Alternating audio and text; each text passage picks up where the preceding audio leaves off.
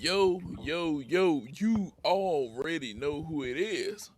Price, Rob, and Visky back in the building. I He's. know. I mean, how long was that assignment? Look, Hey, just a few about 3-4 weeks. 3-4 weeks. Yes. Gotta go. Times. Gotta go. You go make a little. Get the job, man. Got the job, I, man. Hell yeah. I, I feel him. I feel him. I feel him. Hey, But you you are. know what? You know what? That's for y'all to basically say, like, hey, pay us so this nigga could be on. Cause I'll be on more. If basically, like y'all pay if y'all run up our views, like, subscribe, all that shit, so we can do this shit more for y'all. Hell yeah. Hell. Don't worry, my new work schedule. Weekends off now. So hey, It's like you'll see me more yeah, All right. weekends off. if you wake up. Just in his face. But today, you guys, we got to start off on a funny note today on Bruh Migos podcast. What do y'all think about Ray J getting his ass knocked out by super Whew. hot fire? Oh man. So if y'all notice, like, who's super hot fire? It's the dude that's right there. Y'all remember this meme? Mm-hmm. Right there. That's who beat up Ray J. Like that's the funniest shit. Oh man, it's like I'm trying.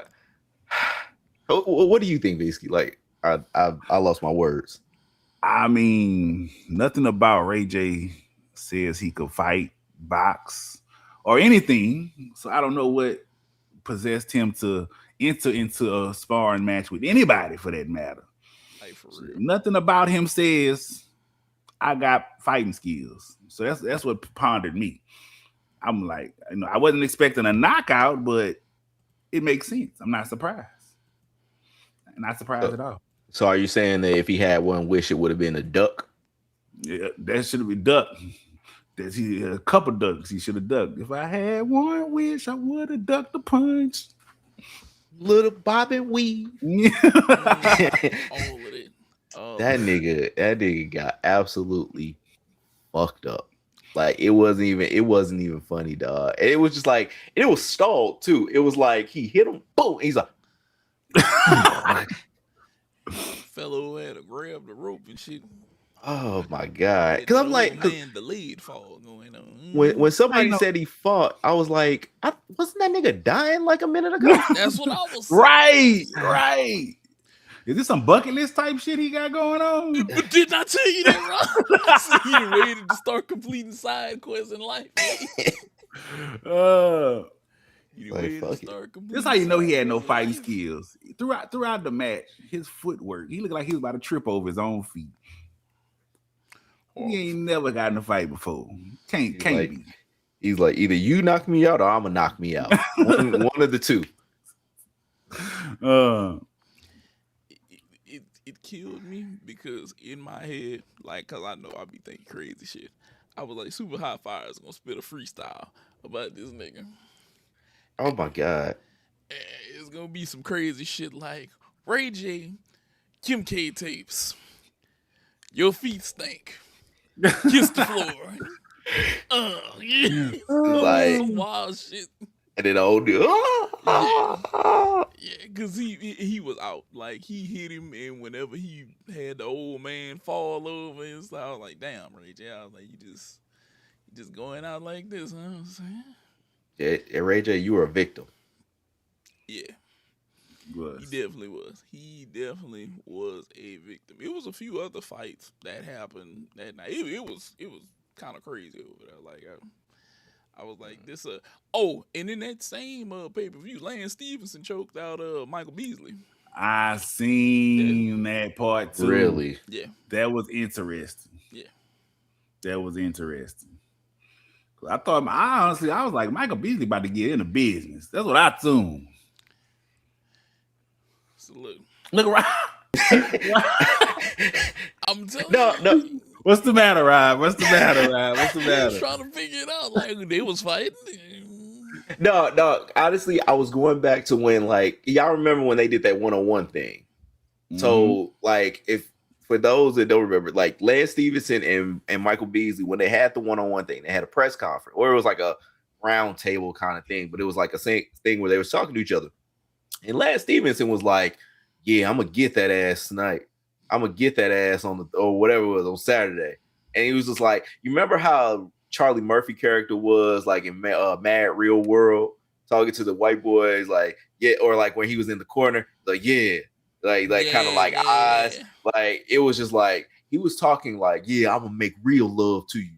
I'm gonna do this." Like Lance Stevenson, check the video. It's out there. Lance Stevenson, Michael Beasley, a conversation. I don't know what it was called, but it was like he's like, yeah, I'm gonna really get in that ass. I'm gonna make real sweet love to you on the like when we get out there. Yeah, I'm gonna get that ass. Like he was talking. Pause. You couldn't try to barge in a pause like to basically like a battering ram pause. It was like that nigga was like on it and just I was just thinking like, damn, you got not only did basically this nigga say this shit to you, but he also choked you out. That's really what it was. I was like, damn, Michael Beasley gotta shoot that nigga. I'm sorry. It's like I was trying everything in my mind to be like, man, let me not say that because it's bad and you shouldn't have gun violence and everything like that. But like, I don't see the other recourse. I don't see the alternative. I feel I feel that's it might be fun. It might be look like Charlie Murphy said, I gotta walk up to this nigga and smack him. What pap? I challenge you to a duel. Yeah. Like one of us gotta die. Like you said, there was a gunfight out there. Somebody had to go. But yeah, it has been a ridiculous, just I guess we're gonna call it set of circumstances with things going on. Even shout out to the enhanced games tonight. That's gonna be on in a couple hours. Like it is a just line of things that are happening and keep happening. And it's like, dang, they really made that. Sports world don't like that. I feel like that's dope. Bring them all. Bring the juiced up players back, man. Bring them back, man. Well, look. Speaking of that, we got to talk MLB. And Rob had made a point. He said this might be the last season of MLB for a minute if they don't get this bargain agreement. So yeah. What's a couple things that you said that might need to be bought into the MLB for the last season right now? Well, until we get further notice of how this collective bargaining agreement is gonna go. So before we start, I did just watch Lance Stevenson, Michael Beasley at least finish, and yeah, he did like. It was a quick finish too, but pause. But yeah, it was bad. Either way, as far as like changes, so we talked about it in the other episodes as far as like MLB needing to put things into place for fan engagement, for fan interaction. Now, ABS has been great. I love ABS. It's been the best thing, especially because it's like within ABS. It really is not as bad. Like it's 53% overturn. So it's like umps are still calling the game still relatively good, or relatively good. Players are basically getting more that overturns, everything like that. But another thing that I think that MLB needs to put into the game is the magic at bat, the golden at bat. Yeah. They need to basically at least have some kind of magic at bat because of the late game strategy, just like you would for ABS. So like the thing with what you hear people talk about with ABS is they try to save up those challenges for the end when it really matters most, because you get 2 ABS challenges, but it's make and take. So if you miss them, you could basically be out for challenges until extra innings. Yeah.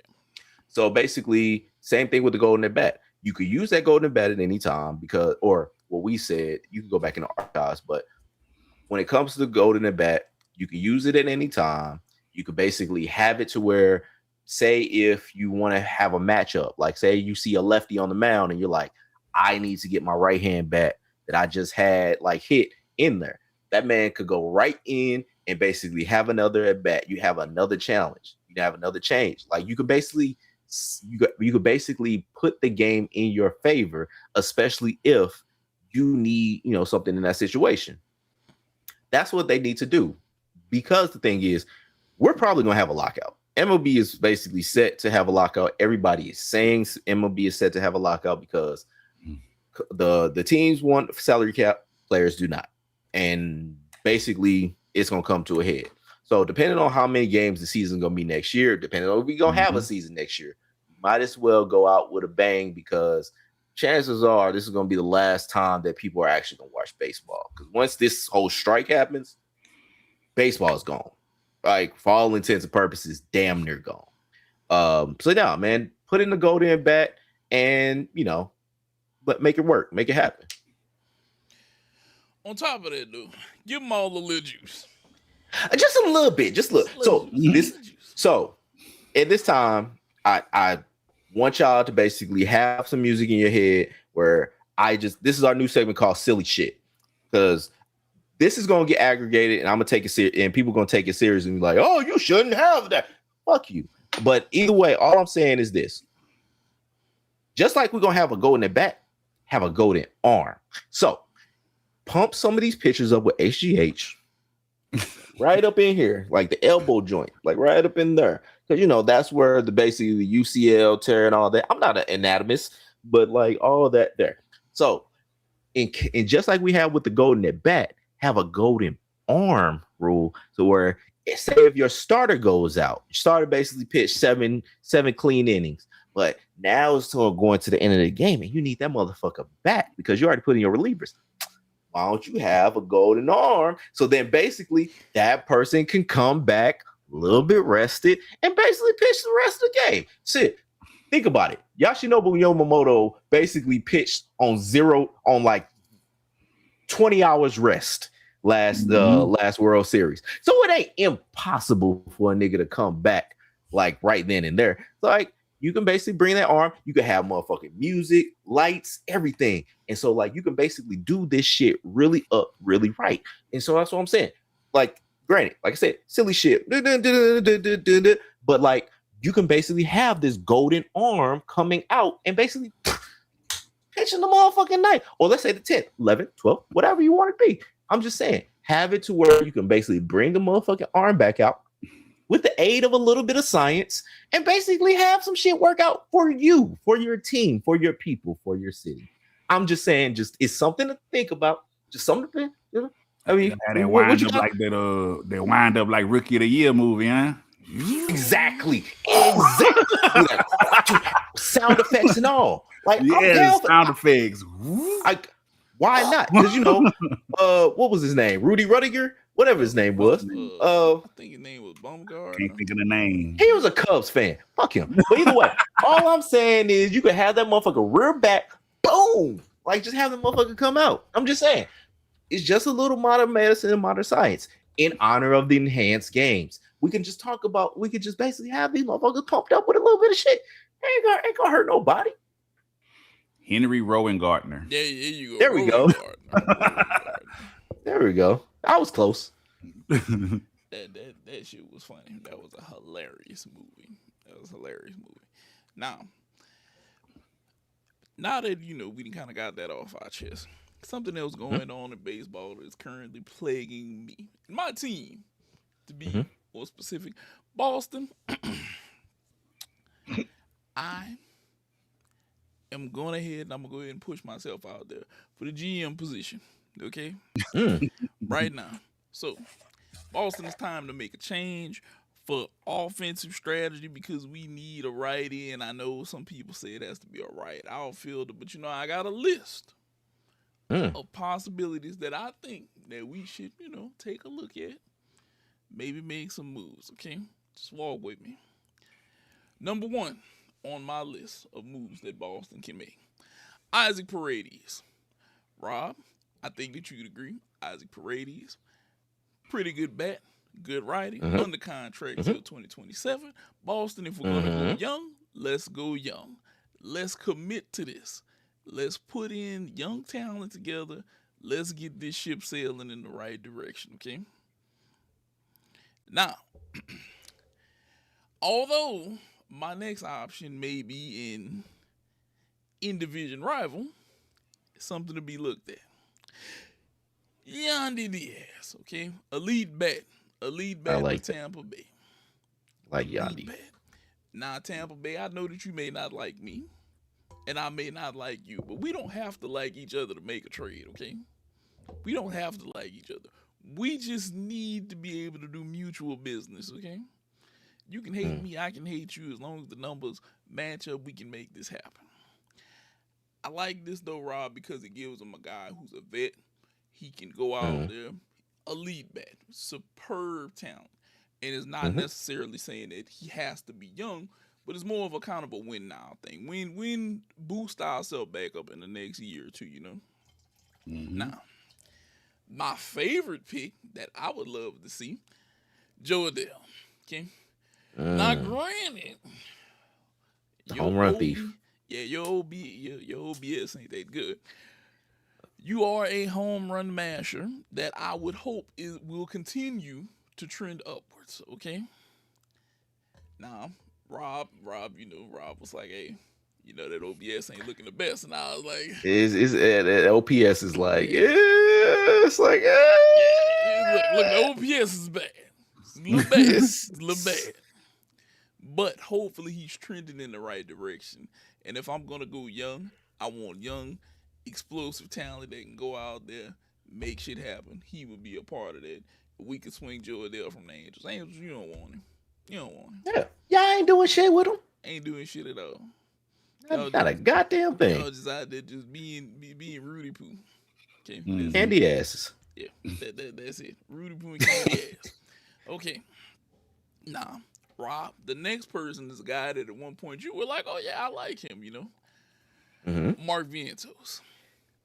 Coming up on free agency, young, may not be the best bat, but it should be an uptick in Boston if they were to pick him up from the Mets. I know the Mets, may not want to do business with us, but hey, business is business, I'm trying to do business. We ain't trying to make this personal. Okay? Now, last but not least, Alec Boehm. Look, he's not too old. He's not too young. Great bat for the Phillies. Phillies, do you really want to hold on to him at 29? I don't think you want to hold on to him. I could make use of his talents in Boston. Okay? Now, with my options, I feel like they would all push us in the right direction, And, I agree with that, Nate. I think taking them out of my division would be, would be of nice. course. Unbiased. Completely unbiased. Unbiased, taking them out of that division would be nice. That like nothing else, no other reason. You just completely coming in. No. What you say? Look, it benefits me. Hey, I'm with it. Like, look, let's make it work out. No, I like it. I like the list that you have. Like, I really do like this. Granted, division rivals is going to be a hard one. I think, yes, a hard case to make, especially when it comes to Yandy Diaz. That would be probably the best thing y'all could do. It'll solidify up that third base position. Paredes would be good too. Like I said, it wouldn't be.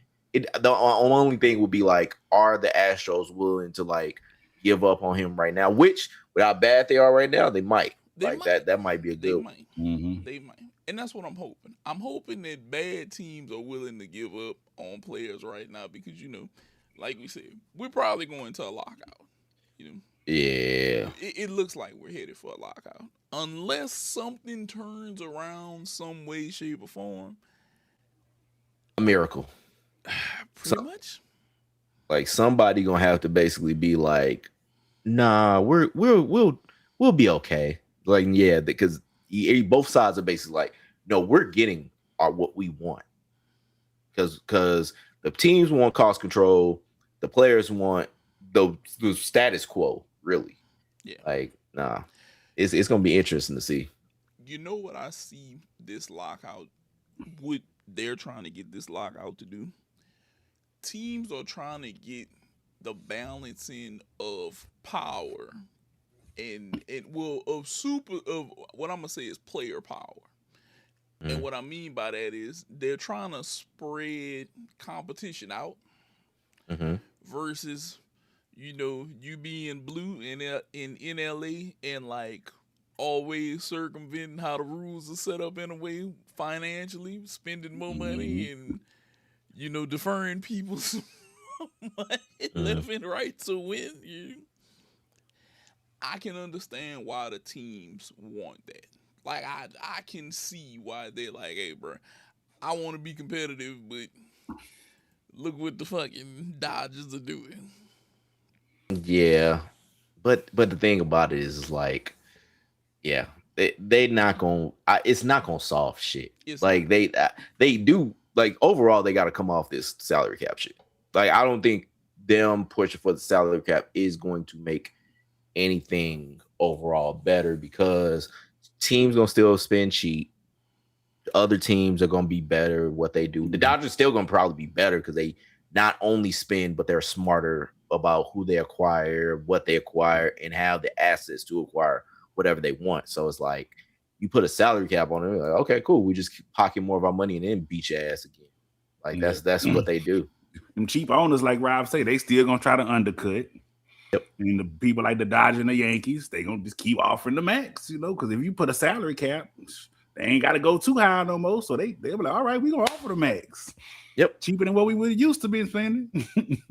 Exactly. Like you're not gonna build parity. You gotta basically try to be smarter than them and pray for rain, really. Like you just gotta basically be like, all right, well, shit.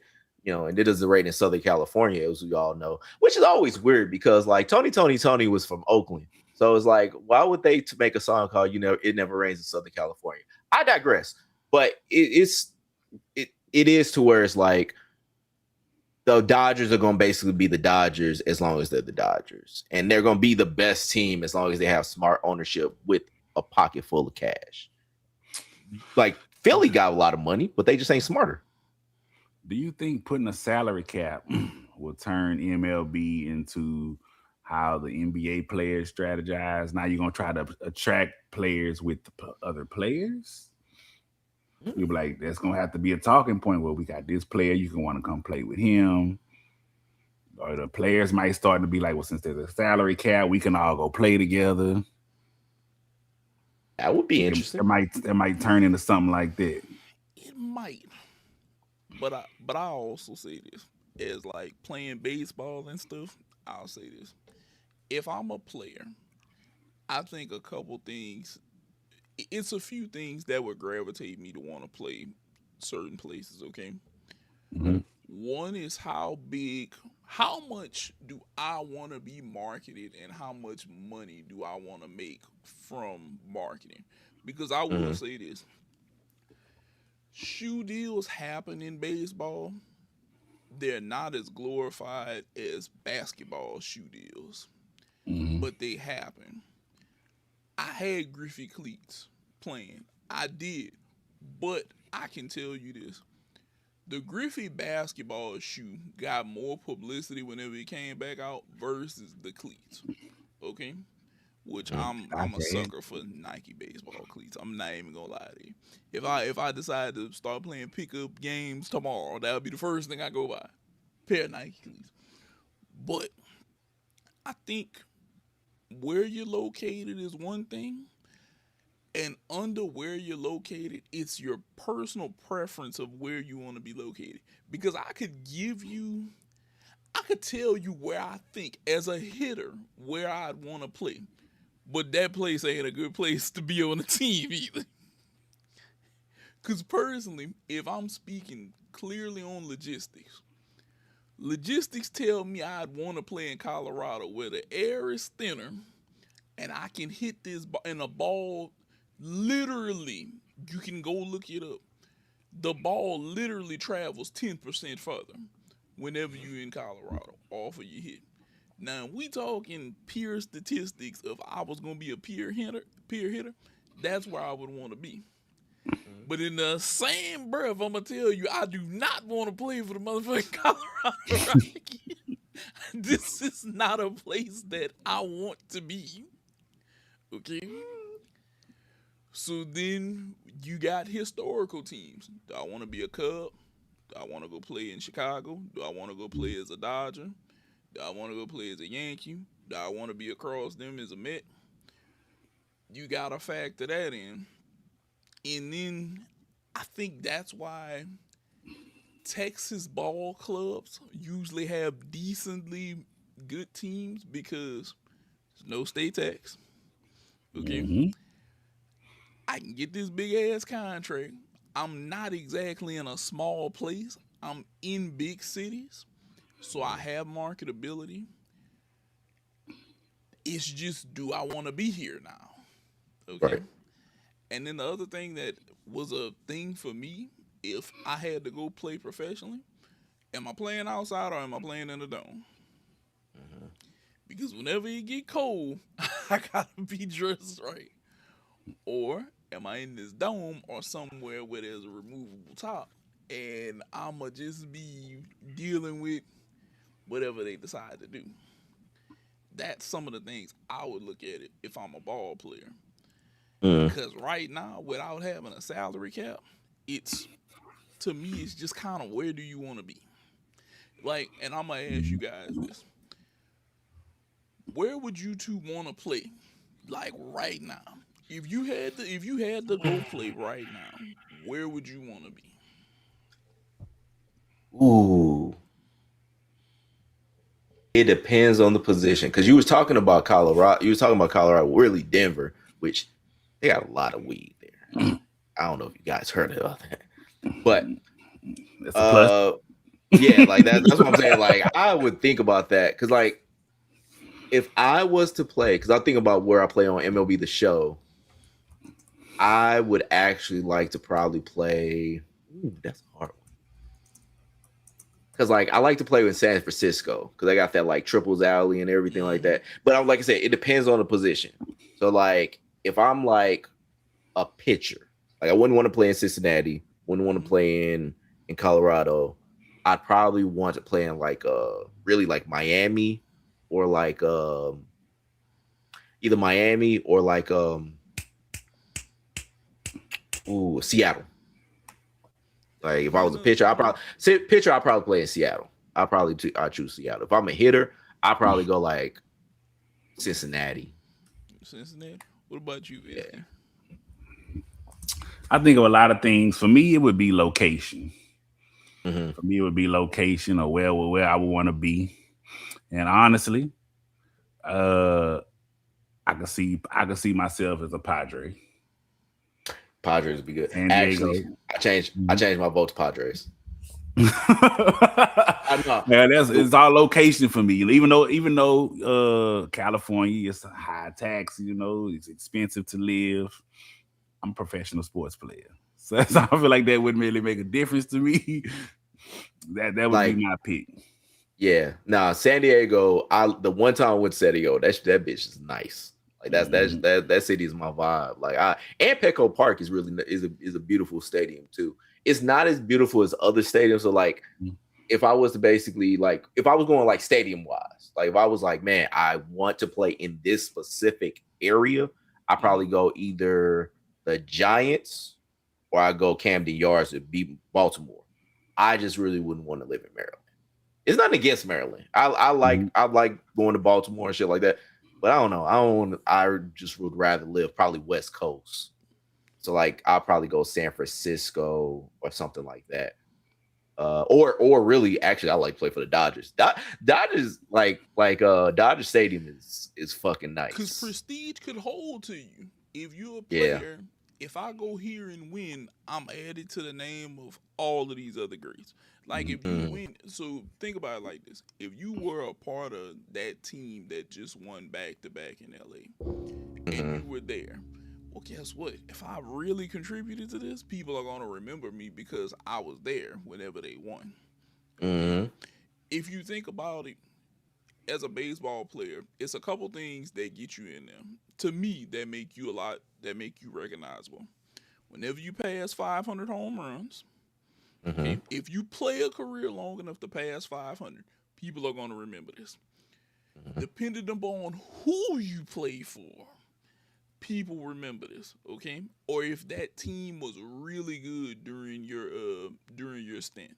For example, if you look at the Yankees got a bunch of people up there, okay?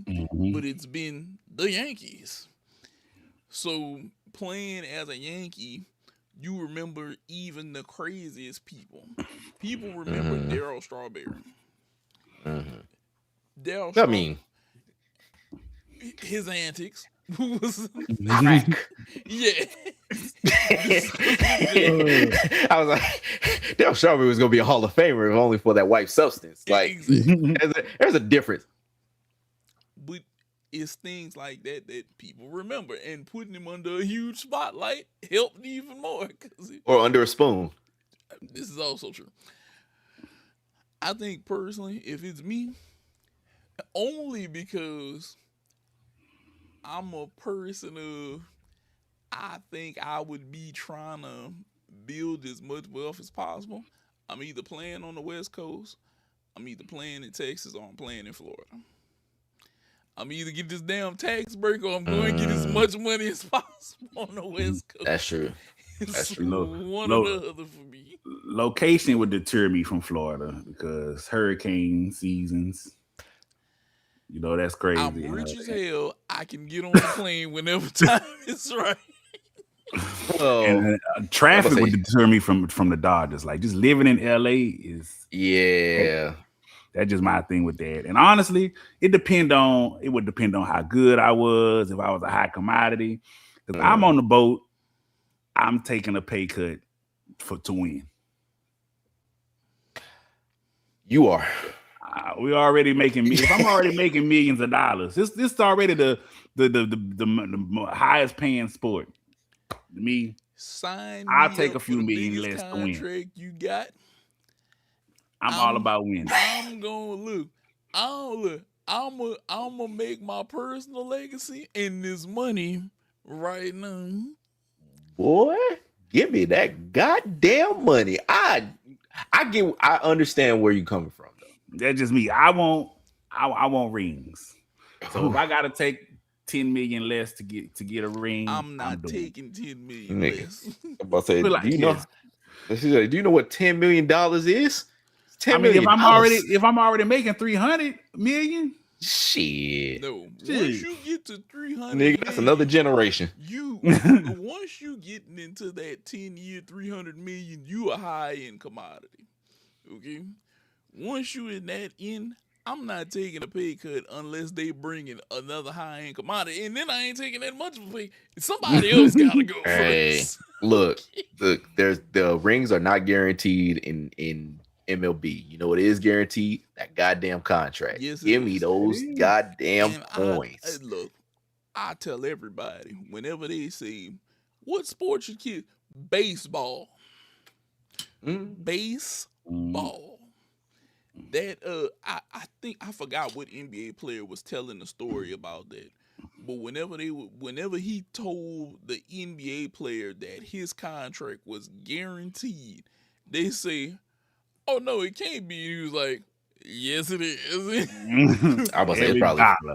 I was say it had to be football because every other sport got guaranteed contract except for. Yeah, it probably was football. I'm trying to remember who told this story, but they were like, "Oh, you're not gonna get that if you're not." He was like, "No, yes, I am." Let me tell you something. And I know that this is about to sound like a shot at this man. God damn it, I'll be Anthony Rendon. As long as I can get my name on that paperwork, I'll be all right. That nigga got every one of them coins sitting here like just like you and I. And now, don't get me wrong, y'all. I ain't taking nothing like no veteran minimum type shit. Now. Right. Don't get it twisted. No. I get what you because it's like, hey, I could get 350, but if I just skim it off, say if I give just 325, that's 25 million that could go to somebody that can help this team. I think that's cool. It's not me. I get it. Like, I get it. But I would. It depends on the situation. Like if I'm like, okay, we could get to Nate's point. If we could get like this other all-star, where it's like, oh, we are like big up our chances or get a lot of really good depth. I would at least think about it. Oh yeah, I think. Yeah, I would at least like, yeah, we get a Mason Miller. Like if this is going to Mason Miller, it's like, oh, okay. Yeah, I'll be like, bring him in. But don't bring me no fugazi ass person that y'all know can't make it, because then I'm Yeah. gonna want my money back. But Nah. Like, getting paid 400 million to play for the Rockets and be in last place. I would do that. I would. Let me tell you. I'd buy a goddamn mountain. Let me tell you what told me. Make that bitch to the Hall of Justice. I don't give a fuck. Let me tell you what told me baseball was gonna be the sport. And I don't know if y'all remember this. Do y'all remember I think that was 2008 or 9 whenever Alex Rodriguez got that contract. It might have been earlier than that.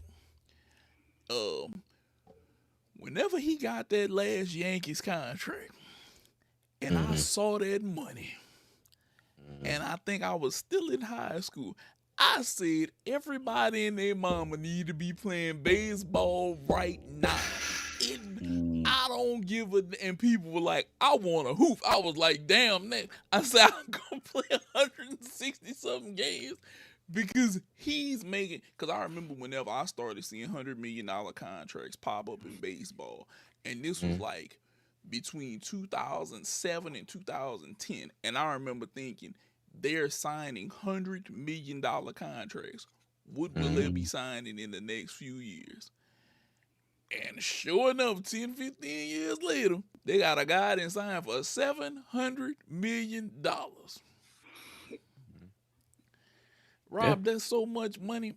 Look, if I had that much money, I'm not gonna lie to you. I might tell them, look, I need y'all to keep me a few million in ones in a pool at the bank. So every now and then I can just come jump in here, just Scrooge McDuck that motherfucker. Like, and swim around for a minute and then get out. I'm also the type of motherfucker. I ain't signing no 10-year contract. I am. I ain't signing no 7. No, I'm not. Nah, cause that just like again, that goes to my thing about wanting to win. I ain't about to be stuck on this team for 10 years. You know why I don't mind the longevity? They're going to have to deal me, and I know that my setup place, wherever I decide to go live, I'm going to be there a while. So if I got kids, I know at least 7, 8 of these years, if not all 10, y'all gonna be right here. I don't have to worry about relocation, because NBA players, you might have to get relocated like that overnight, dude. I'm the type of motherfucker. If I'm the HNIC of the league, I want a free agency. I want niggas to bid on me, goddamn. Bid on me. Yeah, but then you could possibly be a Dennis Schroeder. I'm about to say, like, but he ain't no HNIC of the league. Yes. Nah, I ain't doing that. Like, I ain't passing up this money, to go get $2 million. So, probably one of the craziest moves ever in an NBA off season that led to nothing. But like I said, I'm also gonna know my place if I'm a Dennis Schroeder type of player. You got to know your place. Yeah, I mean, shit. We was talking about Latrell Sprewell before the show. That nigga still has the motherfucking craziest fucking quote to me when that nigga said, "How am I gonna raise my kids on 21 million?" Like that. And this wasn't like this year. This was like early 2000s. Yeah. Like right before the shit really blew up. He's like, how can I feed my kids on $21 million? That was the craziest shit. I remember when he said that, bro. I was like, what? Some of the crazy stuff that people say, and it comes out of their mouth, and they find that shit is cool. Like, really? Really? All right, bet. But moving on from baseball. Look, NBA is slowly but surely coming down to his last days and going into the off season. First, I'm gonna go ahead and start off. I'm gonna pass it to Rob. Rob, you was wrong. It happens. Go ahead and tell the people why you was wrong. A little bit of pause in there. Like, goddamn. I mean, you're right, but I was wrong. And here's where I was wrong. So on this show, on a bunch of different things, I basically said LeBron's never gonna go back to Cavs. That's a foregone conclusion. They already got something going. They don't need him. They shouldn't need him. All this kind of stuff. They need him. Because the thing about it is with the Cavs, like they need some kind of person to grab those motherfuckers by the reins and say, we need to go. We need to basically ship up and ship out because this Cavs team has been in the playoffs the last like what 3, 4, 5 years, whatever. Like since they've had Donovan Mitchell, they've been consistently in the playoffs. But it seems like every fucking year they always act like they never been there before. They always like people talk about championship pedigree, playoff pedigree, and like the experience that comes with that. But it seems like every year they start back at one, whereas like you got other teams that basically improve, like the OKC Thunder, where it's like, hey, we stopped off at the second round this time. Now we get to the conference finals. Now we're winning the goddamn thing. Cavaliers seem like they always nut up when it matters most. So they need somebody, especially when we talk about James Harden being the turnstile that he is. They need a veteran presence. Granted, LeBron James, not what he used to be, but still probably better than what James Harden offers, especially being that facilitator for Donovan Mitchell when it really comes down to it. Donovan Mitchell could be that young bull for him so that he doesn't have to basically do all the things. And he would just basically be like, shit, at this age, you got a young buck. Like he'll basically let that nigga just go off all the time. Then you got Evan Mobley basically right there. Like they need somebody to basically come in there to say, hey, shut the fuck up. Let's go. Let's make this shit happen. We're better than them. We got talent. We have the team makeup. Like this, the Cavaliers got a good ass team, Yes. but they don't act like it. They always act mentally frail. I don't know what it is about the team.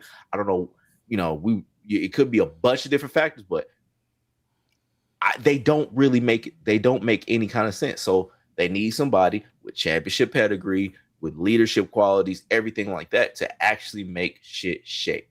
Now, granted, I know that they were talking about bringing it or keeping James Harden. I don't think they should. They should basically go ahead, see what LeBron talking about, and just make whatever they can happen. Just bring the king back home for the third time in a row. Maybe the third time be the charm for that was for this specific team. Jarvis, do you think that he should go back to Cleveland? I don't necessarily think he should go back or they need a LeBron. They need better guard defense. Because playing somebody like the Knicks, because even Donovan Mitchell is not a big defender now. He's not a heavily defender. So when you have two guards that don't play defense, especially the traffic cone that James Harden is, you see it. The Knicks, what they do, they attack James Harden every fucking play down the court because he just gonna let the motherfucker go around. That's it. So they need a solid guard defender, a defensive facilitator. Maybe that's what not even that. They just need somebody that they can switch and put on him because their three is like Sam Merrill. Sam Merrill is not a defender.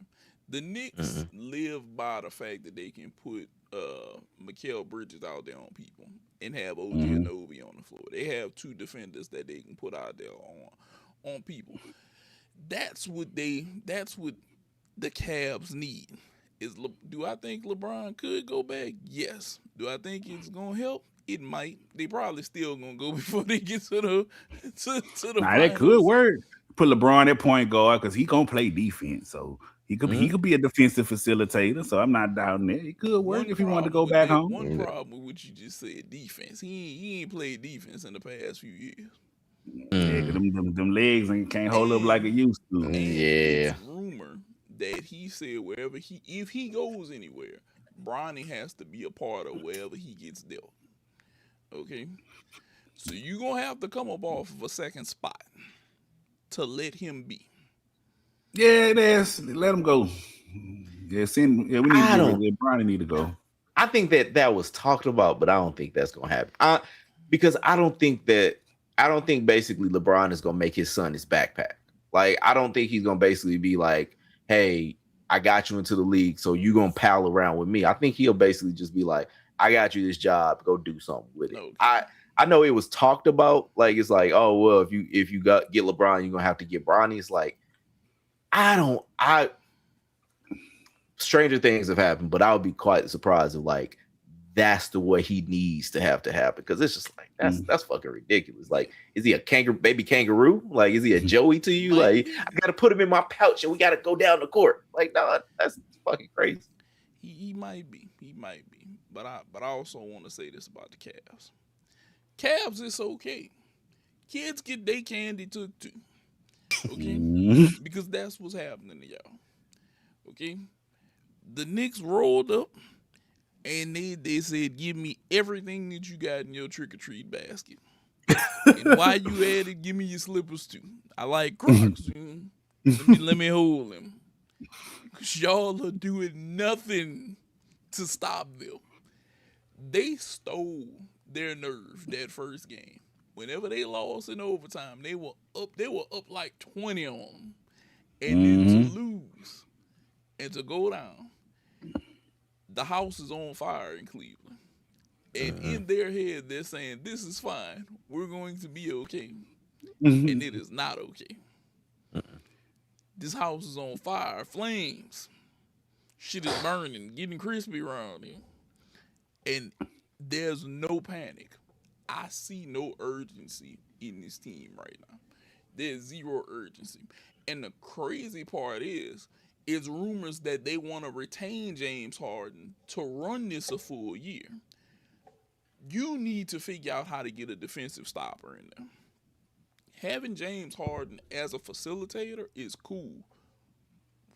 You guys don't have anybody that can guard a guard.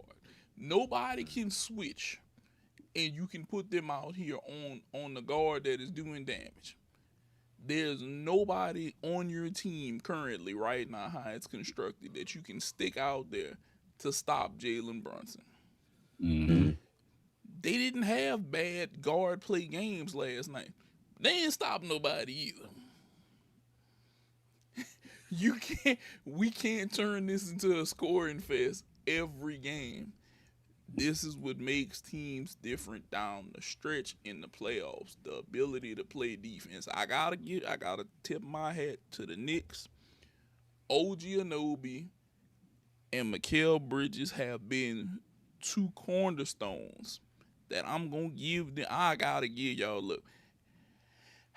Due to the fact that people in New York are gonna be going crazy for y'all going to the NBA Finals. And this could be a wild situation, even though I don't think that y'all could win. I do have to give you the credit of you made the right things happen. They have defensive stoppers. They put these... Look, Donovan Mitchell and James Harden sound like it could work out. Neither one of them can play defense. They can't hold a bar of soap in the shower. Like, that's literally how bad their defense is. They can't do this. There's nothing that they can do. I can't get behind people just being like, Cleveland can still pull this off. I saw somebody tweet this out the other day. I was like, in what world? Right. In what world are they going to get this done? Just tell me, point to that world right now, because I want to see what you're looking at. I don't see it. Like, is that world in here in the room with us? Yeah. Because it's no way that you're going to, like, if Cleveland came back from 3-0 to beat New York, they would never live it down. First of all, New York not going to live it down. Second, we might have a mass riot around Madison Square Garden. Nigga. We might have to strap in if that's the case. Okay. They gonna be flipping every car, burning. It's gonna be crazy. It's gonna be horrible. Spike Lee, Tracy Moore, everybody that you seen on the sideline gonna be talking hotness about Stephen A. Smith. Yeah, Stephen A. Smith gonna get on TV and yell blasphemy all damn day long. This is ridiculous. You know that's his team too. He gonna be sick, boy. He gonna be sick. Look, as soon as it would happen, I'd be like, somebody better call because we're gonna have to check up on Stephen A. That's what it would be. But let's talk about the Knicks though. if they do, well, not if, when they basically finish this series out, they got two juggernauts on the other side. Do y'all think that basically the Knicks can win it all? Do you believe this is the year of the cat? I'll let you go first, Charles. Yes, I think they can. You think they can win? The way Brunson playing elite right now. Mm. And it depends. It can't be him by himself. The other pieces have to show up. My always bet under Josh Hart has to show up. I don't never take him for the over. He has to show up. OG Anobi, Bridges, Cat. Mm-hmm. He has to definitely be a 2015 type of every game. He has to do. He can't let Hardenstein bully him, treat him any kind of way. You know, he gotta throw it in there with Chet. You know, he gotta make sure Chet don't get nothing to. But honestly, just the way they playing and what they doing right now at the pace they playing, if they keep it up, I think they can get it done. Mm-hmm. They can take out OKC, the Spurs. They could take out the Spurs. Yes, because they play at this high pace. Yes, they can do it. From what I see. What do you think, Nate? Could they win? Maybe. Do I think that they're gonna win? No. I'm gonna tell you why. I think the biggest threat to the Thunder were the Spurs. And they got punched in the mouth game 2 and 3. And they have not figured out how to right this ship yet. And I think if the Knicks were to come out there and steal game 1, they're gonna get punched in the mouth game 2. And then we're gonna see how much they're working with for game 3. Everybody, look, Mike Tyson said, everybody got a plan until you get punched in the mouth, okay? Mm-hmm. And the Spurs said their plan was Wemby. Wemby had a tremendous game when we were all talking about it. And then they punched this big French ass in the mouth the second and third game and told him, you weak, boy. You weak. You ain't got it. You ain't got it. And I don't even know what happened game 3 because they was on a 15-0 run in the beginning of the game. I told you. Look, Wemby, once they figured out, once we turn playoff physicalness on, it's been a different situation. And I'll say this. It's some of y'all out there that are fans who are soft. And I mean capital SOFT, soft. Okay. SAWFT, soft. Y'all don't realize throwback. what they used to do back in the day to people in the Shut up. playoffs. We got. Y'all don't realize how bad playoff fouls used to be back in the day. People used to get elbowed, clothesline, everything, and it was just a foul. It wasn't no reviewing this. It wasn't no we going to the table. Just go to the line. Get your ass. Just go to the line. And you gonna suck this shit up and be ready. That's it. Yeah, pause. Y'all are acting like Wemby is out here getting shacked or some shit. Do y'all realize Shaq probably should have shot enough free throws to earn another 10, 15,000 points if they would have called all the fouls? He would have had Shaq used to get his ass beat. Exactly. He would have had another chance. Shaq should have led the league in points. That just all for how many times he could have hit half of them and probably still would have got them. That's how many times Shaq got fouled. They notice if we get a little rough with Wemby, he can't deal with this. And this was my concern about him. You can call him the alien and all of that good stuff and his skill set for a big man. Yeah, that's true. But the other part to it is true. That's true is whenever them big men get rough with him, he doesn't know what to do. This is why I said in the West, the Spurs had the best chance because once Jokic went out, we knew that there was no other big man that could really challenge him on a skill wise that was gonna dominate. That was Jokic.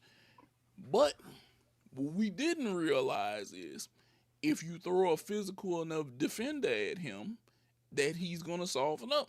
And he did. Hardenstein is not going out here and drop 30 on you, dog.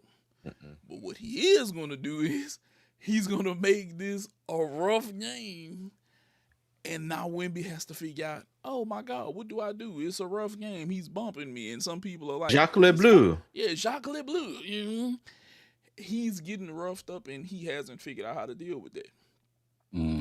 Which, if they get knocked off by OKC, it's Oklahoma and New York finals.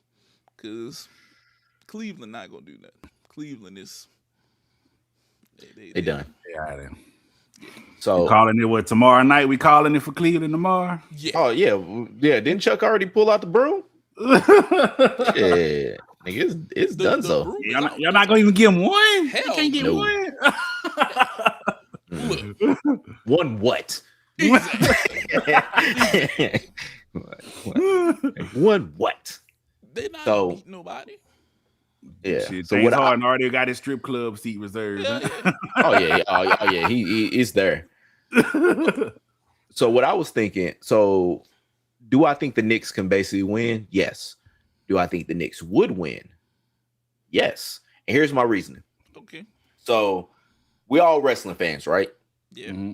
Y'all know, like, whenever you have the heel, like, GM or something like that, and you got this, like, heel champion that basically he or she really likes, they basically put the two, like, baby faces up against each other and really have them fight it out and everything like that to soften, like, who's supposed to be the number one contender, like, when they have, like, a gauntlet match. And they'll basically have, like, this motherfucking 60-minute Broadway that basically, like, they basically going against each other and then they soften it up for that heel champion to essentially basically be, you know, much better, have a much easier chance to win.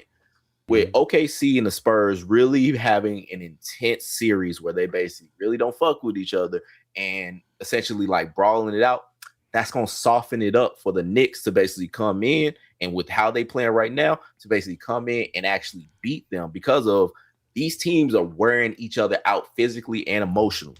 So, like, I think that the Knicks could basically gonna have something for whoever's there versus if they were like, say, if the Spurs or the Thunder had to play like the Timberwolves in this series.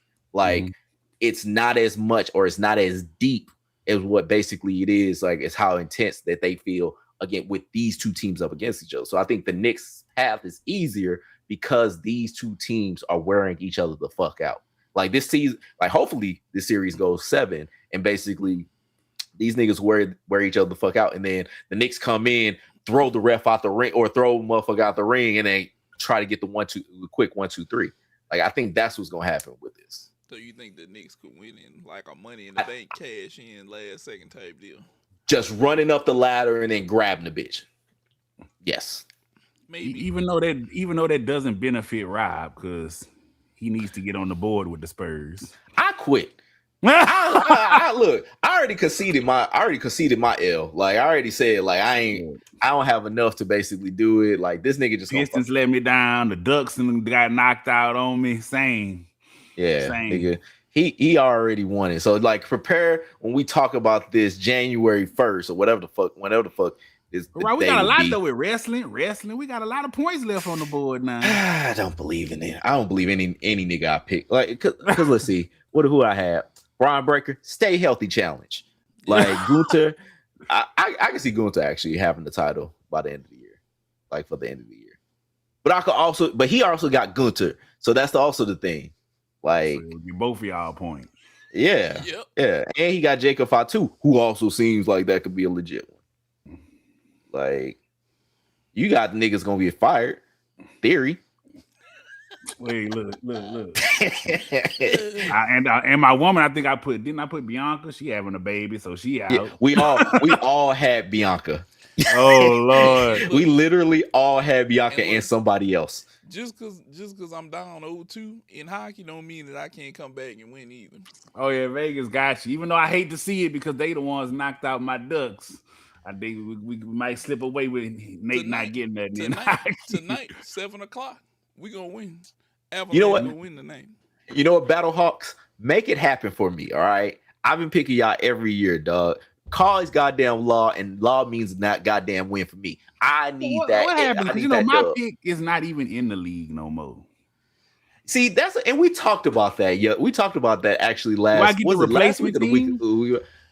No, nigga, you disqualified. No, you the one. You know, you. So okay, so because the Roughnecks were Houston, right? Yep. Yeah. There is a Houston team called the Gamblers. So technically, the city you got right. No, the team just always. I picked the San Antonio team. Well, didn't I? Oh no, you. Wait, which one? Let me go back to the list. Oh no, you had the Brahmas. I had the Brahmas. They X'd out the Brahmas. The Brahmas don't exist anymore. Oh shit! Yeah, you fucked. I can't even get the new team. They replaced them. Dang. Nah, because who is the? Let's see. Because we got the. I don't even know who the new team is. So okay. So the teams that we got now, the only team that I could think that they replaced them was the Columbus Aviators, because I don't remember them before. Yeah, I don't remember. The Gamblers. Yeah, the Gamblers is the only other team. No, I got it. The Storm. They relocated from San Antonio, so technically, I would have the Storm, Orlando Storm. I thought they already had the Orlando. They might have brought them back, because I thought they already had the Orlando Storm. Or I'm just reading what it say. It say relocated from San Antonio, Orlando Storm. Because because so they relocated. So technically, that is the Brahmas on a technicality. I've still got the same team. They just moved. So basically, you're saying the Supersonics claiming a motherfucking NBA title. They do. So don't they always bring up their history? And OKC ain't released the history yet. Okay. OKC, yes, they have. OKC doesn't have already. They ain't have a 1979 NBA title, nigga. Yeah, look, I'm trying to fight for my points, goddamn. I see that. Man, I want my points. That's like the Baltimore, you know, all the football teams that move. So the Rams, St. Louis Rams, the St. Louis Rams, when they move to LA, the fans can't claim them still. No. Possession is 9 cents of the law. No, nigga. And they did end up winning a Super Bowl anyway. Yeah, they did. But they ain't got two.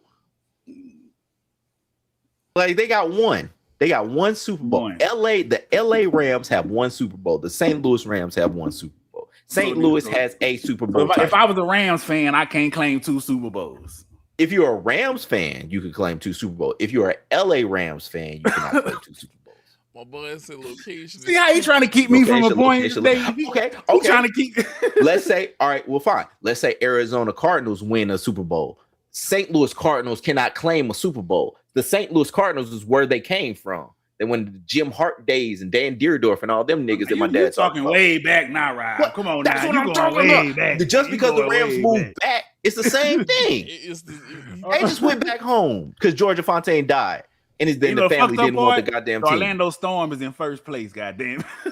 That's why you want. That's why you want. Orlando Storm is in first place. He said, "I'm gonna get my point." Oh man. You know what? We'll flip a coin, bring it up for a debate. Yeah, that we'll put a pin in that one. I'll say that. We'll put a pin in that. Your Battlehawks is in second place. Because Car's goddamn law, and they always in second place. See, they're always up there. I would say the Battlehawks do be up there. Like I'll be forgetting every motherfucker on that team. No, because Ricky Proehl's still the coach. Hakeem Butler's always there, like one way or another. That's about it. I can't remember anybody else on that team, to be honest. I didn't even know the season almost over, goddamn. Yeah. Shit. I know. I think, they got the shit. They Super Bowl should be like a month or like something like that. It's a few weeks. But what are we looking at WNBA wise? I see AZ Fudd, you was talking about her coming off the bench. Yeah, we don't talk about too much WNBA, but I love my WNBA. I've been there since the beginning. And I just wanted to get you guys' opinion. As great as she was for the UConn Huskies, girlfriend and teammate of Paige Buchers, you know, do you think their relationship plays a part, or does she really just not ready to start? Because she was a superstar for UConn, and it just the number one overall pick. You put on the bench. So my question, because I had looked at the Wings roster, is it because they got vets in front of her? Is the reason why she's not starting? Because I know they got Odyssey Sims, that's the name I've heard of, and they got Arike and Ogumawale. Like, Mhm. is it and Paige for that matter? Like, is it to where they are not starting her because of that, or is it because they're trying to basically do the whole Rook got to prove themselves kind of shit? I don't know because Odyssey Sims, great WNBA player. She is getting older now, though. I don't think she plays that great to where you feel like she should start over the number one overall pick. Because usually the number one overall pick, you're planning to start them. That is, you pick. They are the Mhm. greatest player of the draft that season. And I just found it odd that you bench her. Like, I don't know. They said their reasons. It's the way she fits in the role, but I think she could start over Odyssey Sims. I don't know if it's the relationship between her and Paige might have an underlying reason. They might not want to, you know, have something. You don't ever know what the underlying reasons may be, but Well, to be honest, we don't even know if they still together because that's been the whole thing that like when they had the opening press conference and they mm-hmm, cut it out when the dudes asked like, "Hey, how's it gonna be to where you guys play with each other or play on the same team together and everything like that?" And they was like, "No, can't answer that." So I mean, we don't even know if they actually are still together, but true, like true. but to that point, like I said, like I'm thinking it's more of like, hey, here's these I haven't really watched. I think I watched like a handful of minutes of a Wings game, but Mm-hmm, like my guess is that they're like, hey, you're still coming to this league. You're getting acclimated. Shit, she just played the tournament that was back in April. mm-hmm. So I'm thinking like maybe it's like, all right, have you chill for a bit, get your legs ready, and then basically kind of like when a quarterback comes in, you might have your lame duck quarterback that's like starting it ahead of them. Even though they're like the number one overall pick or first round pick, you basically have Mm-hmm. somebody that's like right there holding it down for them to kind of get comfortable, and then basically like, all right, you out of here, or you're to the bench, and now here's this other person plays basically. So, like, one of the reasons they did mention was she was working an Mm-hmm. injury, and to acclimate her into the professional rotation. Mm-hmm. But it just even out of all the years going back, I can't think of one off the top of my head where the number one overall pick came off the bench. That's just me. Mm-hmm. That was just all. And I feel like she could start over Odyssey Sims. Odyssey Sims is not like a top 10 in the league superstar, especially Okay, what AZ Fudd has brought. That's my thing on that. okay, but I feel like it's also she is a rookie. We investing a little bit more money in our players now. Let's see what we have first. I think it's like Rob said. Let's see what we have first. Give you a little time. You coming off of the tournament. Let's see how this goes first. Let's get this worked out. Do I think the relationship thing plays a part? Uh, no, not really. I want to say no, not really. That's what I'm gonna say. Mm-hmm. I want to say no, not really. I don't think that it plays a huge part that we think that it plays. Mm-hmm. Um, I'll say this: if she was playing out of her mind, and then the other one was playing bad, and they had some tension there, then I think we'd be able to say, okay, these two motherfuckers not getting along. Yeah. Right. This is playing a part. Right now, I don't think it's playing a part, but I'll just Yeah. say give her time. Let's see how shit works out. with Mm-hmm. her coming off the bench, if it's meant for her to take over, I think she'll get a chance to take over. But as of right now, I don't think it matters as much. I don't think Yeah, so. yeah. Like AZ is only averaging like 8 off the bench. Yeah. So I mean, and Odyssey's averaging 9. Like it ain't like it, to overall, like as far as the on the court shit, like it's nothing to say that AZ is basically getting overlooked to say like she's, they hold me back, like coach, they hold me back, like Mm-hmm. they ain't giving me the minutes. If they gave me the minutes, I'll do this. Like she's not doing anything that says, oh shit, she's just as advertised. Because she was talked about as far as being the number 1 overall pick for like a couple years at least. Yeah. And so it ain't to where she's blowing the doors off anything, but like it's only like 6 games. Like it's early in the process, or early enough in the process that I'll be like, yeah, I'm thinking it's like like I said, the lame duck quarterback. Not saying that Odyssey Sims is lame duck, because I know how people get when it comes to the Yeah. WNBA. But like she's basically right there waiting or holding the spot down for the next up coming through. So Yeah. I think that's how it is. Now, while we're sitting there talking about WNBA, look, is Asia Wilson being disrespected for injury prone Caitlin Clark? Okay. Do y'all really feel like she's being disrespected for Caitlin Clark? I do. Mainly because she is the superstar of the league, Mm-hmm. MVP.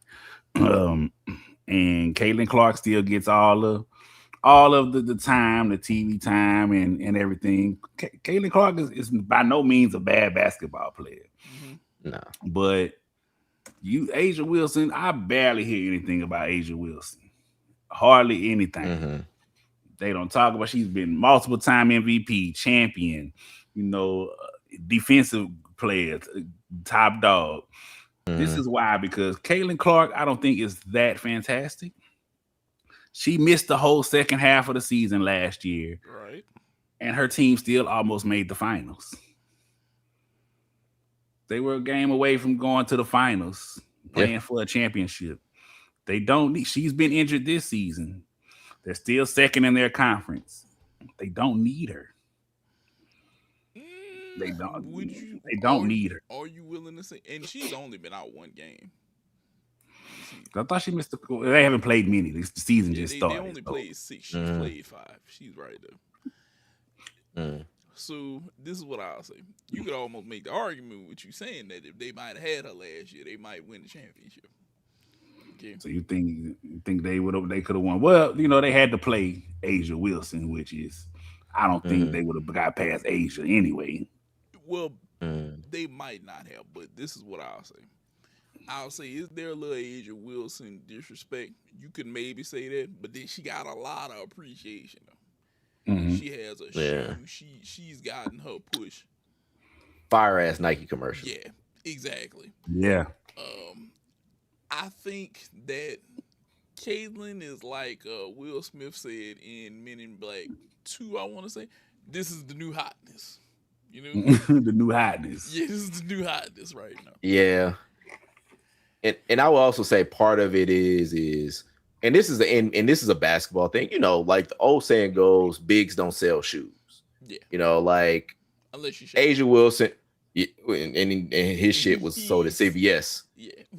But like bigs basically generally gonna get I won't say disrespect, but guards usually get the more respect. Guards usually are the ones that usually are getting the adoration, like the everything, and like they're the ones that are selling out all this stuff. Like the bigs, you're not gonna really have a big basically getting any kind of shit, because especially with Asia Wilson, like she's the GOAT, or she's my GOAT. Like she basically 4-time MVP, 3-time champion. Like she's done everything, like she is the motherfucker. Like and averaging this year 24-7 or 25-7. Like she is that motherfucker. But I think the thing is when it comes to Caitlin Clark, it's not the same exact thing, but you know how it goes. Like when it happened with Serena Williams or Tiger Woods, when it came to those people going into other race dominated sports and basically dominating. Caitlin Clark's not dominating in any way, so don't save your arrows. But it's still to where it's like Caitlin Clark is balling the fuck out, being a white woman in a predominantly black sport. That's what basically gives her, like, Sabrina Ionescu, like, she was gonna get it, but then Caitlin Clark came in and basically kicked the doors down. Paige gets a lot of this because Paige, like, every WNBA commercial, I would say 95% of them is either Paige or Caitlin. It's either one of them niggas basically in the commercial. Like, you might see Asia Wilson in a couple. You know, you ain't gonna see, like, the only other ones, like, you saw Nafisha Collier from the Lou. Thank you. You'll see her in a commercial, but like, you ain't gonna see too many other women, WNBA women, in commercials. It's basically either Paige, Caitlin, or other. And so, like, that's the way for real, because like every other commercial that has a WNBA player is like obviously Paige in like fucking CarMax and all these other commercials, and then Caitlin's in like the State Farm shit.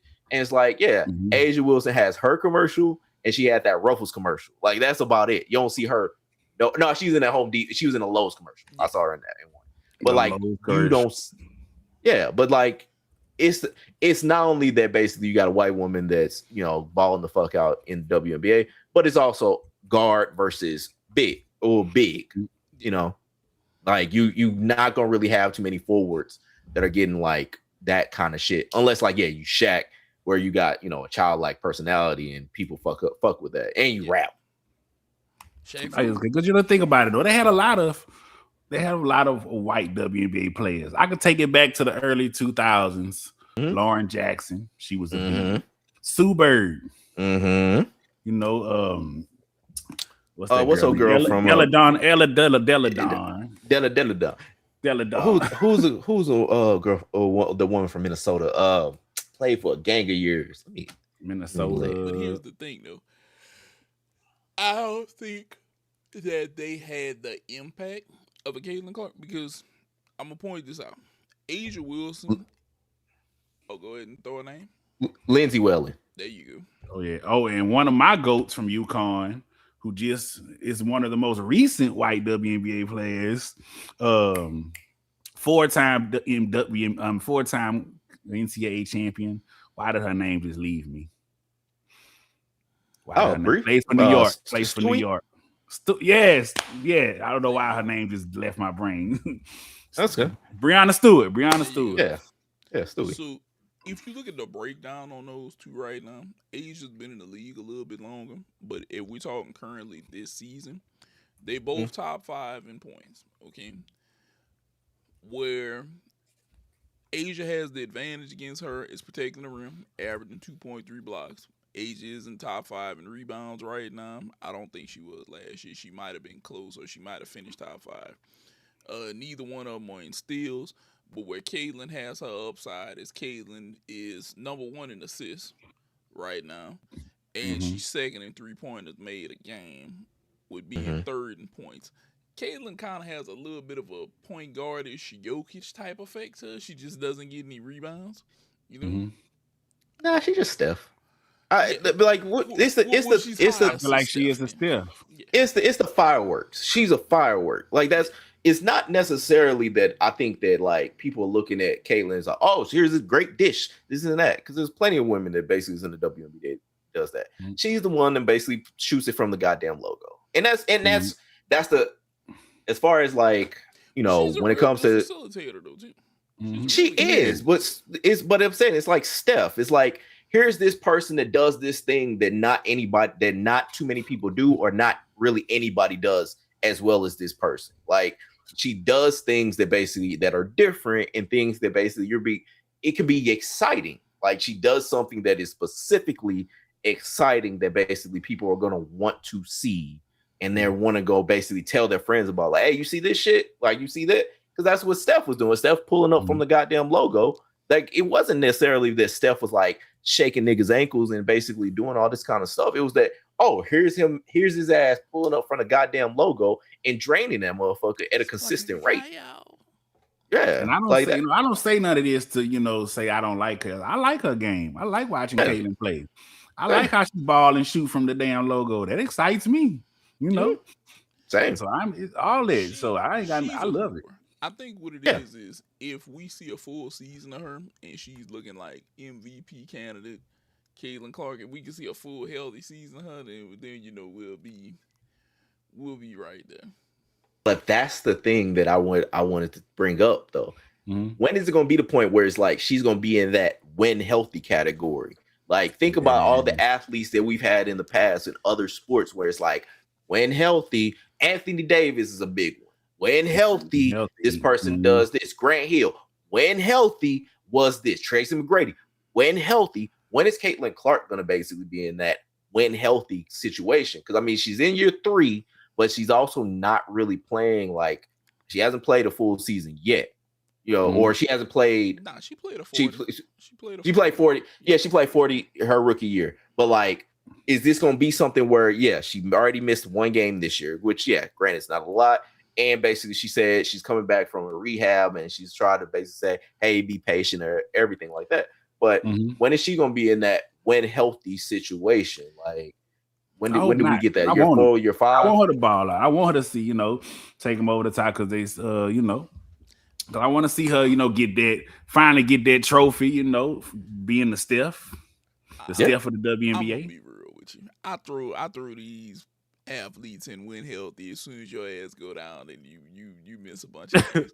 That's just me because I feel like the real turnaround to me is whenever you can come back and show me that you can play. Like if she plays 35 plus this season, I'm gonna be like, all right, she's good. But until that happens, I'm gonna be like, I put you in that category where I want to see how long this is gonna last. Now, granted, it could be if she had 2 bad years and now she's gonna be consistent. Cool, fine. Who knows? But I throw them in that category as soon as I see that this injury is nagging you because two things that athletes do to me that I feel like a lot of people need to assess. You need to assess your body. You know if you're healthy.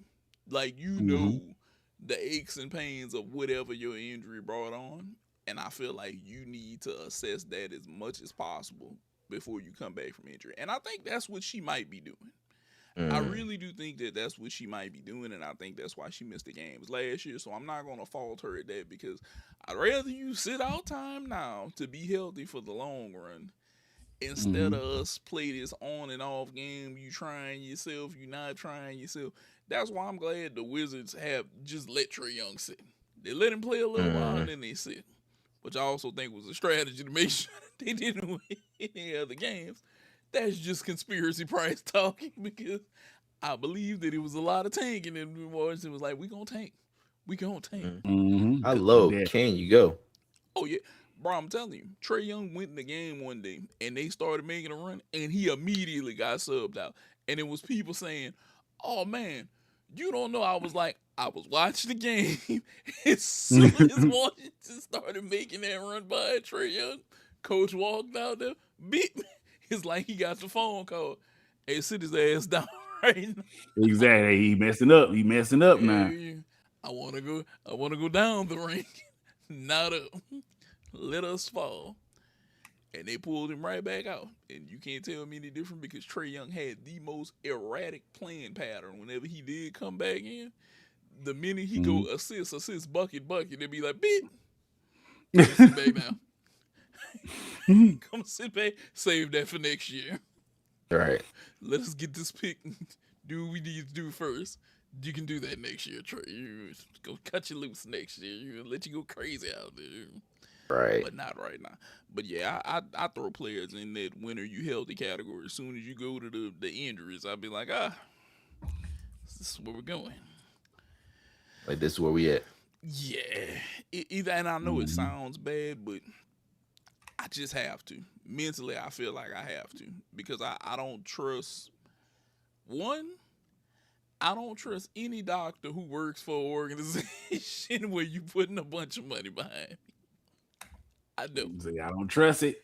Oh hell no, boy! If I was a professional athlete, I'd keep a secondary doctor. I Mm. wouldn't. The minute I get hurt and their doctor tells me one thing, if the team doctor say I need 3 weeks and I go to my doctor and he says 6 weeks, I'm gonna need 3 extra weeks, coach. I'm not Uh, pushing it. And why he think it's double the time and you think it's only half the time? You on that Kawhi? Oh, damn right I am. Look, look, it's a few guys that came out and said they wouldn't mind if they had load management if they knew I'm gonna mhm. take a game off every 6, 7 games. Because Mm. I think that's what the maths out. I think me and you had did it one time. That Mhm. what you could miss, what it's 60. You gotta One play 65 now, right? like one every 7 Mm. or something we had figured Yeah, out. like one. I could take off a game every one every 7, 8 games, and I could still qualify to be MVP or for an award and get my super max. Shh, I do that. One every few, cool. Mhm. Hell, I Yeah. might stack them mugs up whenever I see them old Rudy Poo teams. I know we gonna crush. Hey man, look, I ain't gotta play tonight. We playing so and so. Let me play Yeah, the we playing the harder Rudy Poo games. team. Mm-mm. Yeah, I ain't playing them, bro. I got Kyrie and them twice next week. Y'all go ahead. Y'all go ahead. I'm gonna sit this one out. I'm gonna be ready for them next week. Nah, bro. I feel like that would be my strategy personally. If I'm really gonna do load management on a player, hell yeah. I'm looking at the matchups. Who we going? Cooper Flag. He the only one could beat us, bro. Don't play our superstars. Let them get their win. Let them get Mhm. their Mm. man. We can Help afford them one. fuck up their chances a little more. Mess up them draft chances, man. Yeah. I'm not dealing with him. It's too much. It's a stigma about load management that the old guys have, and I understand their side. But then I see what the new guys are saying, but they don't have back to backs like that no more. They got private jets now and all of this other stuff. So look, just get your body together, bro. You got all of the Hey, technological I advancements. get it, but at the same time, you're playing basketball for 3 hours a day. No, because you putting in a lot of more time than Yeah, that. yeah, It's not just you basically got your warm up drills. It's not like you just basically going out there and then just like getting whatever. It's like, nah, you got whatever prep time. You got your um, time with the trainer to get basically iced or whatever. Like your Mhm. body is basically going through a good amount of shit. That's why like some cats basically say like, it ain't just okay, well, all right, I'll just basically play in a half a game or whatever. It's like, nah, the amount of prep that you have to do in order to play in a game is a lot. yeah. Mhm. Look, I'll give you an example. Whenever I used to play summer league, whether it be baseball or football, I knew one thing. During the week I know we gonna practice. And at some point my ass gotta sit ice if I need the ice. I gotta be ready. It's nothing more, nothing less. You feel me? Like I have to give my body some sort of recovery time. Now granted, like I said, there's no back to backs for them. Um I think every NBA player should probably be investing themselves in their body, in my Mhm. opinion. The ones who don't, it's like you must just want to get this paper and then we're gonna deal with this shit later. Mhm. I'm guessing it's just like the thing with Zion. I understand people say Zion. He says he's invested now in his body, and just like he said, he wants to remain in New Orleans. I don't know if that's true or not, but I feel like you have to invest. Anything you want to be good at in life, you invest. Whether it's money, Mhm. time, anything, you sink that into your investment. Same thing in the NBA. You have to invest your time into also making sure that your body is right. I think that's the biggest thing with some guys in the league. Like in the '90s, it was kind of a different world. They didn't have all of the advanced shit that they have now. And before the 90s, they had even less. Mm. We progressively gotten better. So just do better, you know? Just take care of yourself. That's it. Just take care of yourself. That's what it's gonna come down to. Who's willing to take care of themselves, who's not willing to take care of themselves. Well, what else? Did we have anything else to cover today on the show? I just want one side topic I want to cover. So, WWE. I don't know if you guys checked out Saturday Night Main Event. Could have. Can we just get rid of that now? Saturday Night Main Event? I don't see the point anymore. The card wasn't bad. Just adding an extra show.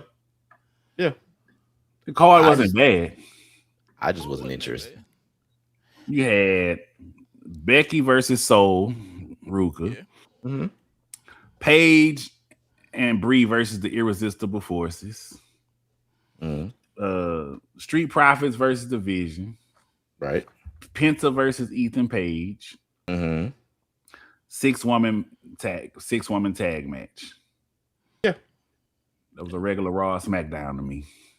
That's how a Saturday Night Main Event always been. It wasn't that bad, bro. It wasn't that bad. Well, the thing is, Saturday Night Main Event, the way it actually was, is how Raw and SmackDown is set up now. And the reason why Raw and SmackDown is set up now is because WCW wears them niggas' hand to basically put top matches on regular shows.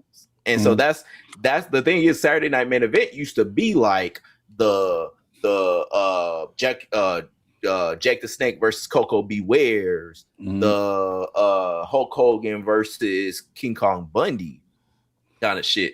Whereas Raw was just like Shawn Michaels versus your uncle, Razor Ramon faces this bag of socks. Like that's the way it used to be. So like, yeah, I mean, Saturday Night Main Event historically has just been more about having moments, like if you can have moments, but it was really more just, hey, Saturday Night Live is not on.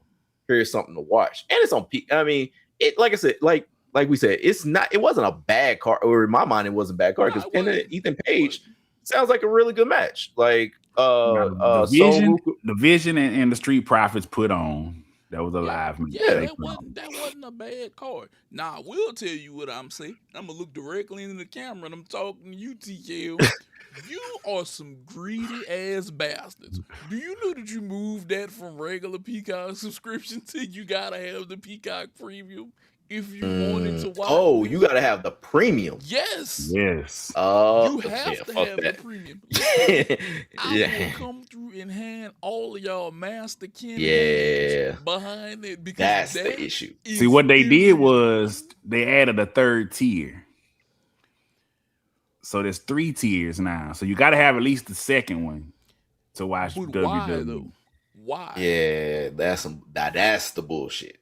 Why? Because it used to be on like me, talking about what it used to be. It used to be on fucking TV, like just straight up NBC. That is a greedy ass move, WWE. That is a horribly greedy ass move. I mean, shit. Actually, it's really more for NBC Peacock. Like y'all niggas basically doing some bullshit like that instead of just having that shit on NBC Sports or having that shit on regular TV. At least like with ESPN, at least when they did the fucking WrestleMania, they had it on TV for at least a minute. Like Backlash was on TV for a minute. Like, granted, it's cable, but like, nigga, you think motherfuckers gonna go to Peacock just to watch fucking Saturday Night Main Event? Get the fuck out of here. It's not that serious for that. I'll be real. I watched it, so the matches to me was not live. Like, Soul Ruka and Becky was shit. Soul, she been doing a little botching lately, but that ain't. They had a match, a DQ match to set up their rematch for Clash in Italy. Yeah, I don't even know what was the point of the Street Profits match. It was a great match itself, but I don't see where the storyline went. It didn't tell me nothing storyline wise. The Irresistible Forces versus, I don't know why we got that match again. If Brie and Paige was gonna keep it, maybe they just wanted to throw them on there. The 6-woman tag match, You know, I hate when they keep doing it. I hate when WWE just keeps having the same women in a just keep going through circles fighting each other like that or having a 6-woman tag. I understand what your gripe is, but I don't expect anything major from the Saturday night card. My disappointment sometimes is whenever they book a Raw and it's like more it's more talky that's not even exciting talk. Instead of giving me some wrestling. Now granted, like me and Rob said last week, Danhausen is putting on. Danhausen is putting on for wrestling right now. He's giving us the comedic side that we miss. Okay, and this John Cena title, we have to wait to see where this goes. But I think, and I thought about this, Rob, and I was supposed to put this on here. This may be a mix of kind of an official title and a little bit of 24/7 action. I think that's what we might get from this. Because I think whoever gets crowned champion of the people is what we might get a little mix of what we think we might want. Because I want to see if the voting is really the people. If you know, I want to see who gets picked and where they go with who they defend against, because depending upon who they pick, this could be interesting. Yeah. This could distract us from the other stuff that's going on, because outside of tribal combat, no DQ. Pretty much. You know, no DQ with a Ula follow. Well, basically. Yeah. I want to see how the title gonna look. That's what I want to see. Yeah, I want to see how. Probably spinner. You think Spinner with his face on it. It's no, got to be a spinner. How are you gonna have a John Cena title that's not a spinner? I mean, I get it, because you know, because my favorite I love the US spinner. I love it, you know. So one of the best belts ever. So probably him with his like, you know, saluting thing where he's like he's spinning around in a bit. Like I would think that'd be my guess. To your point, Rob, you make a hell of a lot of sense. A John Cena title, not a spinner, would be crazy, you know. Yeah, John Cena without and that's kind of, you know. Y'all alone on the Danhausen thing. I hate every time he comes across. Don't know why you hating on this man. I hate it every time it comes across my screen. Why? He's been great. I go take a smoke break when he come on my screen. Danhausen's been great. Have you not seen the Danhausen uncursed Knicks shirt? I have. Don't want it. I think I'd actually rock one of those. I'm not gonna lie to you. It's just not doing it for me. I don't know. It's just me. It's not doing it for me. Have you not seen some of the funny shit he did, like the weightlifting thing, where he was in there? Seen it. Where he was in there supposed to be lifting heavy, and then all of a sudden he get up and walk off with this. He's giving us a little bit of comedic gold that we need. He's our WWE comedic relief. I just need him and R-Truth to do some funny shit together, and I'll be even better off. I'm going to be honest with you.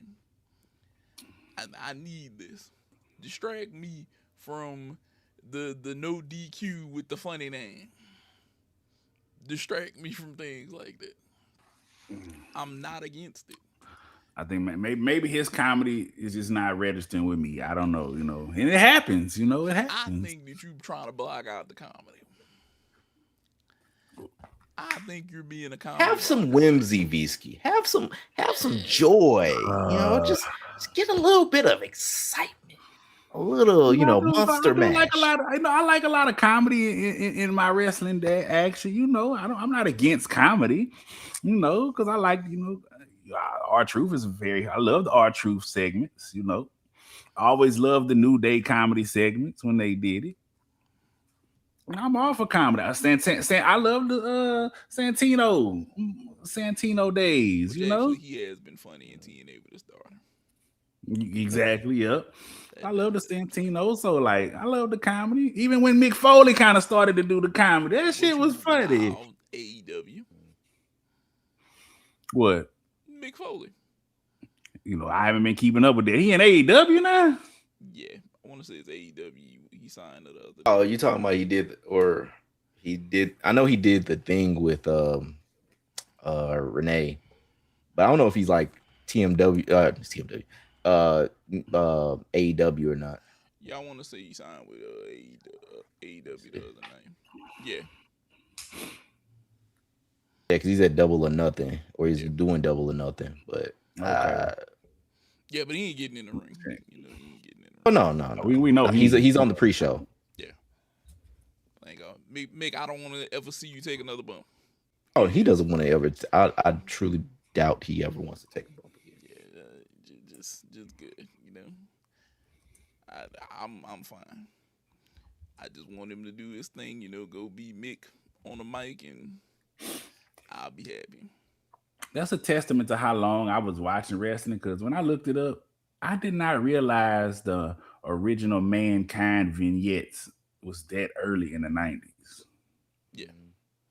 I thought it was like a little later until I looked up the year, and I was like, I remember those original videos. Him sitting in that basement corner and shit. It's been a lot going on, but I'm glad to see Mick. He's being interactive with wrestling, even though it's not WWE. I think it may just be he doesn't want to interact with some people at WWE, which I wouldn't blame him. But outside of that, for the wrestling scene, anything else that we want to talk about before we get up out of here? Okay, well, you Watch the games tonight. We got the Spurs. My city been cutting up when we win. They was quiet the last two games. They've been flipping cars. And quiet again tonight. I'm ready to turn it on and see they rolling down Alamo Street, honking and flipping cars tonight.